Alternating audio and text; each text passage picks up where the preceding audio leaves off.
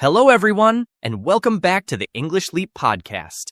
I'm Evan, here with Aaron, and we're so glad you're joining us today for another exciting episode. Hi, everyone. Let me ask you something. Have you ever found yourself saying, "I'll do it later," only to realize days or even weeks have passed, and that thing you needed to do is still sitting there? Whether it's writing an essay, finishing a project, or even just tidying your room, procrastination has a way of creeping into all of our lives. Oh, definitely. And then you're stuck in that frustrating cycle where you know you should start, but instead you end up scrolling, snacking, or even cleaning things you never planned to clean just to avoid the real task. Exactly. It's like procrastination sneaks in when we're trying to avoid something that feels overwhelming or even boring. And that's why we're so excited about today's topic. We're talking about how to stop procrastination, why we do it, and how to break the habit, step by step. And to help us dive into this topic, we're introducing someone very special, Lucy. Lucy is one of those people who can take complicated ideas and explain them in a way that's simple, fun, and totally relatable.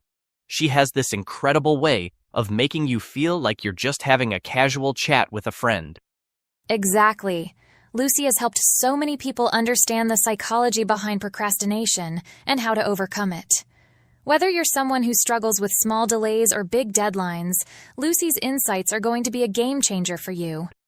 And, as always, we'll make sure you learn some new English words and phrases along the way. So, by the end of this episode, not only will you feel more motivated to get started on your goals, but you'll also have improved your English skills. We can't wait to dive in. Let's bring Lucy on and hear her tips for breaking free from procrastination and getting things done, one small step at a time.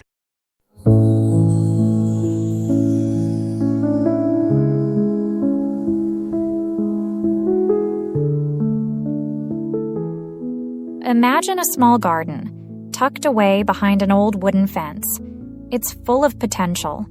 The soil is rich, the sunlight is golden, and there's even a gentle stream running nearby. But the garden has been left untouched. Days, weeks, and even months pass, and no one plants a single seed.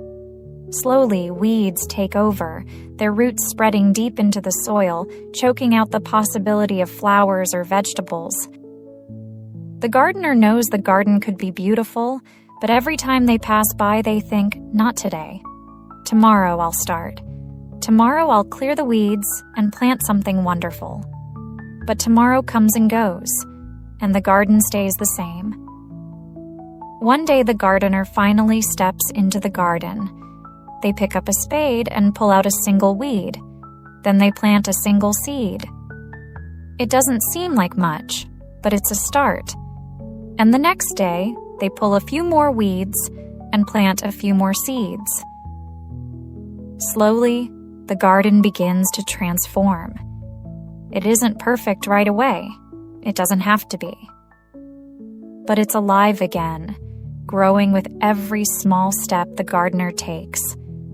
Our tasks, goals, and dreams are like that garden. They hold so much potential, but when we procrastinate, they become overgrown with weeds, worries, doubts, and excuses. We tell ourselves, "I'll start tomorrow," but often, tomorrow never comes. The longer we wait, the harder it feels to begin. The weeds grow thicker, and the task feels more overwhelming. But what if we took the same approach as the gardener? What if, instead of worrying about the entire garden, we focused on pulling just one weed or planting just one seed?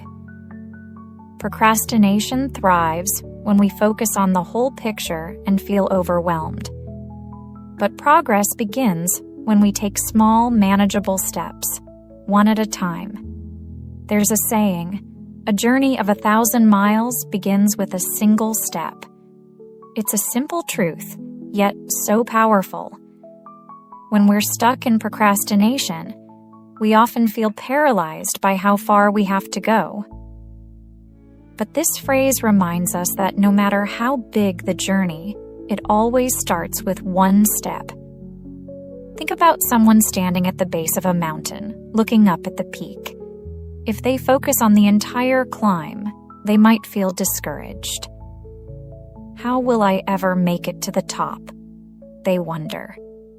But if they take one step forward and then another, suddenly the peak doesn't seem so far away.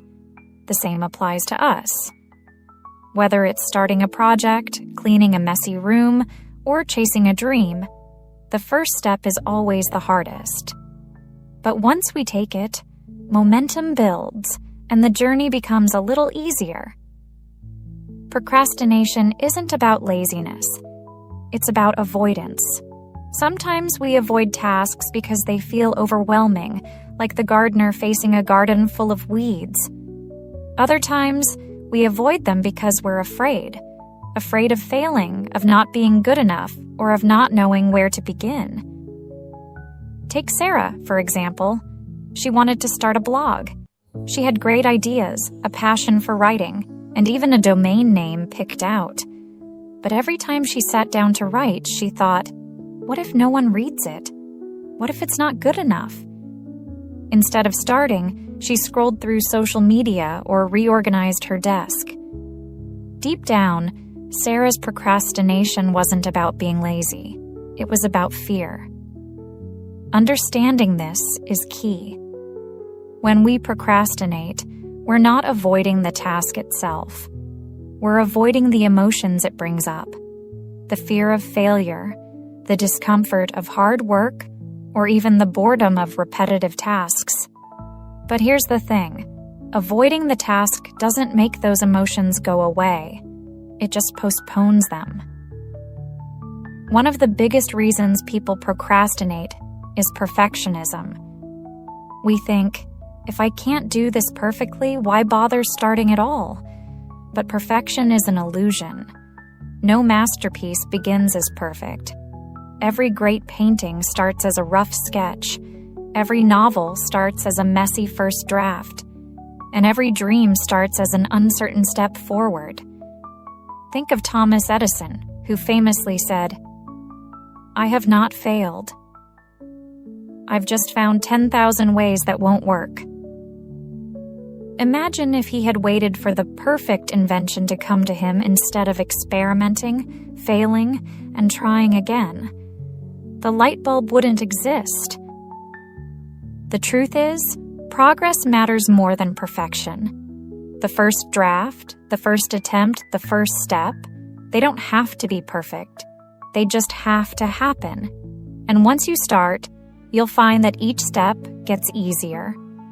Let's go back to the garden for a moment. Imagine standing in front of it, tools in hand, but feeling frozen by the size of the task. You think, there's so much to do. Where do I even start? This is exactly how procrastination works.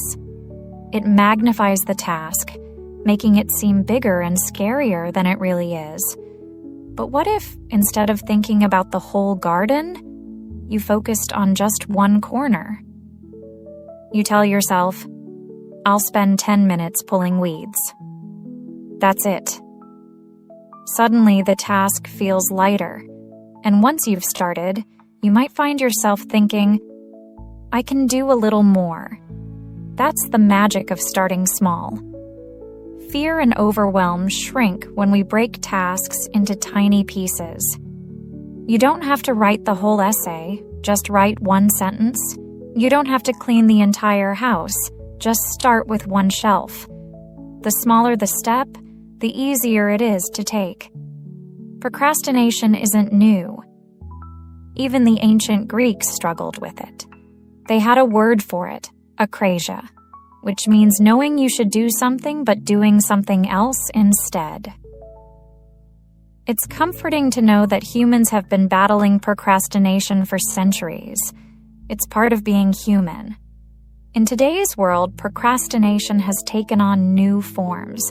Technology gives us endless distractions, social media, streaming platforms, and constant notifications. It's easier than ever to put off important tasks, in favor of quick, easy pleasures. But just as technology can be a distraction, it can also be a tool. Setting timers, using focus apps, or creating digital reminders can help us stay on track. Even the most successful people procrastinate. Take J.K. Rowling, for instance. She admitted to procrastinating while writing Harry Potter, often doubting her abilities and delaying chapters. But instead of giving up, she pushed through those moments of doubt, one chapter at a time. Her story reminds us that procrastination doesn't define us. It's what we do next that matters. Let's return to our gardener. Remember how they finally stepped into the garden and pulled just one weed? That single action was enough to break the cycle of procrastination. It didn't fix the whole garden right away, but it started the process. The same is true for us. Whether it's writing an essay, making a decision, or starting a fitness routine, all it takes is one small step to begin. You don't have to tackle the whole garden today. Just plant one seed, pull one weed, or take one small action. The rest will follow. What is your garden? Is there a task or goal you've been putting off because it feels too big or overwhelming? Take a moment to reflect. What's one small step you can take today? It doesn't have to be perfect. It just has to be a start. Procrastination doesn't have to hold you back. By taking small steps, focusing on progress over perfection, and being kind to yourself, you can move forward, one action at a time. Remember, you are capable of great things. The journey doesn't have to be perfect or fast. It just has to begin. Trust yourself, take that first step, and celebrate every bit of progress along the way. You've got this. Important vocabulary and expressions. Potential. Meaning. The ability to develop, achieve, or succeed in the future. Example. The young athlete has the potential to become a world champion with the right training. Overwhelming. Meaning. Very intense or difficult to deal with. Example. The amount of work she had to complete by the deadline was overwhelming. Paralyzed. Meaning. Unable to act or move due to fear, shock, or indecision. Example. He was paralyzed with fear when he saw the dog running toward him. Avoidance. Meaning. The act of staying away from something because it is difficult or unpleasant. Example. Her avoidance of difficult conversations led to misunderstandings in her relationships. Perfectionism. Meaning. The desire to do everything perfectly, often leading to delays or stress. Example. His perfectionism often made him miss deadlines because he was never satisfied with his work. Illusion. Meaning. A false idea or belief, something that seems real but is not. Example. The calm water created the illusion of safety, but the currents were strong underneath. Magnifies. Meaning. To make something seem bigger, more important, or worse than it is. Example. Stress often magnifies small problems, making them feel much worse than they are. Momentum. Meaning. The strength or force that something has when it is moving or progressing. Example. Once she started working on the project, she gained momentum and finished it quickly. Distractions. Meaning. Things that take your attention away from what you're supposed to be doing. Example. To avoid distractions, he turned off his phone while studying for the exam. Affirmation. Meaning. A positive statement of encouragement or support. Example. She repeated daily affirmations like, I am capable, to boost her confidence. Well, that wraps up today's episode. We hope you enjoyed learning how to tackle procrastination and picked up some useful tips, vocabulary, and strategies to help you take that first step. Thank you so much for tuning in to the English Leap podcast. If you found this episode helpful, Don't forget to subscribe and download the episode PDF with all the key takeaways. It's the perfect tool to keep you motivated and on track.